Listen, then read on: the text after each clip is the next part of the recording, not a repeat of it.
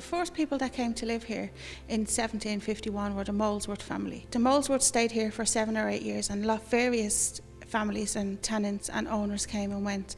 By the 1877, a man called Thomas Vance bought the house, and he was a landlord. He decided Dublin was overcrowded and it needed more rooms, so he subdivided the house into 17 flats. When he said he had running water and bathrooms, he had 2 toilets.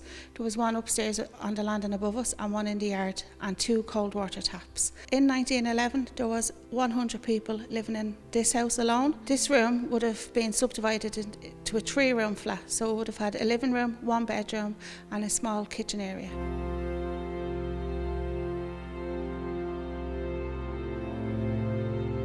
So now we're in the basement of the house. This is the poorest area of the house if you were in the tenement times. This room we have taken from an image from a photograph in 1913, and we have replicated the photograph. There's 1 bed. It's very dark. The family that would have lived here would have had to cook on the fireplace, and also that small fireplace would have been used to heat the whole room. We do know of a family that lived here about 25 years later, including the parents was 13 in the family, and one of the youngest members of the family was born here. Luckily for him, his mother tells him that he was born in the summer. If he had been born in the winter, she doesn't think that he would have survived.